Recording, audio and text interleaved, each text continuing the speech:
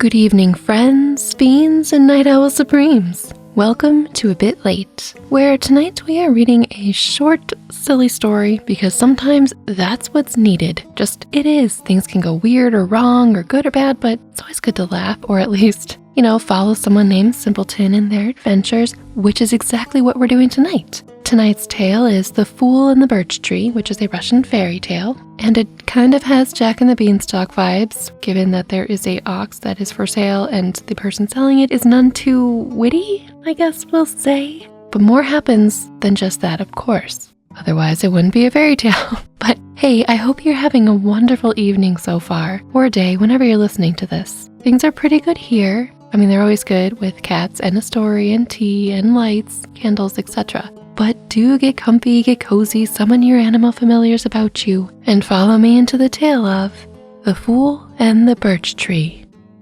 In a certain country, there once lived an old man who had 3 sons. 2 of them had their wits about them, but the third was a fool. Of course. The old man died, and his sons divided his property among themselves by lot. The sharp-witted ones got plenty of all sorts of good things, but nothing fell to the share of the simpleton but 1 ox, and such a skinny one at that.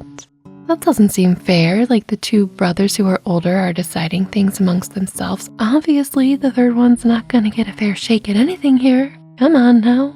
Anyway, fair time came round, and the clever brothers got ready to go and transact business. This simpleton saw and said, "I'll go too, brothers, and take my ox for sale." So he fastened a cord to the horn of the ox and drove it to the town. On his way, he happened to pass through a forest, and in the forest there stood an old withered birch tree. Whenever the wind blew, the birch tree creaked. He didn't go with his brothers? Interesting. What is the birch creaking about? Thinks the simpleton. Surely it must be bargaining for my ox. Well, yeah, of course.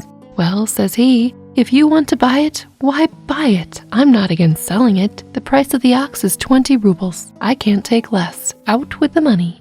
I kind of like him. The birch made no reply, only went on creaking. But the simpleton fancied that it was asking for the ox on credit. Very good, says he. I'll wait till tomorrow. He tied the ox to the birch, took leave of the tree, and went home. Oh. Presently, in came the clever brothers and began questioning him. "Well, simpleton, sold your ox?" "I've sold it." "For how much?" "For 20 rubles." "Where's the money?" "I haven't received the money yet. It was settled I should go for it tomorrow." There's simplicity for you, they say. Early next morning, the simpleton got up, dressed himself, and went to the birch tree for his money. He reached the wood. There stood the birch, waving in the winds, but the ox was not to be seen. During the night, wolves had eaten it. Of course, and oh man, bummer. Poor ox. "Now then, neighbor," he exclaimed, "pay me my money. You promised you'd pay me today." The wind blew, the birch creaked, and Simpleton cried, "What a liar you are! Yesterday you kept saying, 'I'll pay you tomorrow,' and now you just make the same promise."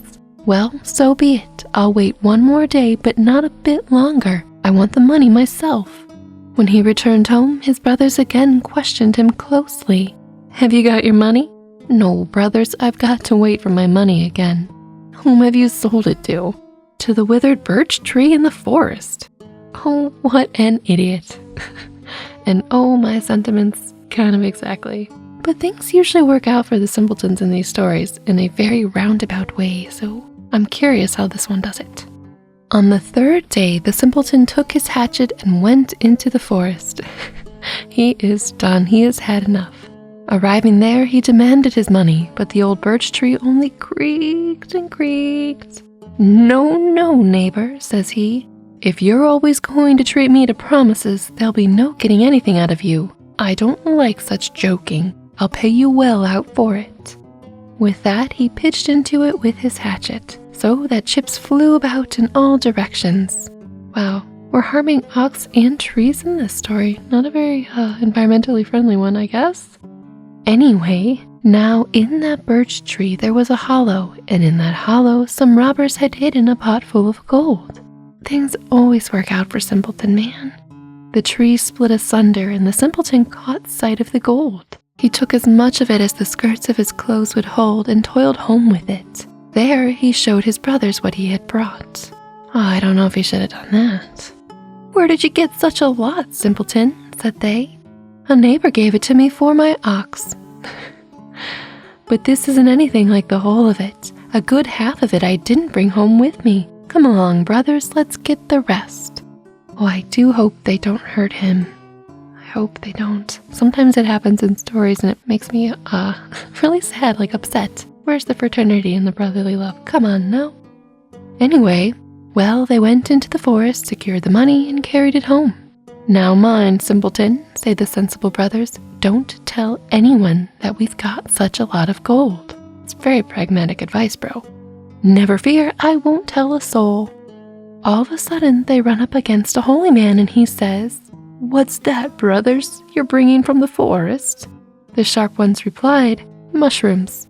But the simpleton contradicted them, saying, "They're telling lies. We're carrying money. Here, just take a look at it." Oh, it's not that he's just brutally honest. He's overshares in this honesty. And I can imagine the brothers face palming right now, like, "Oh my gosh, you just told us you wouldn't do this, man." The holy man uttered such an "oh" that he flung himself on the gold and began seizing handfuls of it and stuffing them into his pocket. The simpleton grew angry, and dealt him a blow with his hatchet and struck him dead. Oh no. A lot of things have perished so far in this story. "Hey, simpleton, what have you done?" cried his brothers. "You're a lost man and you'll cause our destruction too. Wherever shall we put the dead body?" They thought, and at last they dragged it to an empty cellar and flung it in there. But later on in the evening, the eldest brother said to the second one, "This piece of work is surely to turn out badly. When they begin looking for the holy man, you'll see that simpleton will tell them everything. Probably. Let's kill a goat and bury it in the cellar and hide the body of the dead man in some other place." It's a really good plan, actually. Well, they waited till the dead of night, then they killed a goat and flung it into the cellar. Everything is dying. But they carried the holy man to another place and there hid him in the ground. Several days passed, and then the people began looking everywhere for the holy man, asking everyone about him. "What do you want him for?" said the simpleton when he was asked. "I killed him some time ago with my hatchet, and my brothers carried him into the cellar." Oh, buddy. Oh no. Straight away they laid hands on the simpleton, crying, "Take us there and show him to us." The simpleton went down into the cellar, got hold of the goat's head, and asked, "Was your holy man dark-haired?" "He was." "And he had a beard?" "Yes, he'd a beard." "And horns?"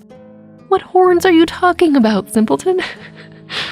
"Well, see for yourselves," said he, tossing the head up to them. They looked, saw it was a goat's, spat in the simpleton's face, and went their ways home. The end. So there is a note here about the holy man. Sometimes priests are nicknamed goats, so that is where the goat joke comes from, and where it's going. Sorry, that was really bad. But that was probably the most violent of the simpleton stories we've read here so far. I guess don't sell an ox to a birch tree. I do love how he kept referring to the birch tree as a neighbor. Oh, some old neighbor in the forest.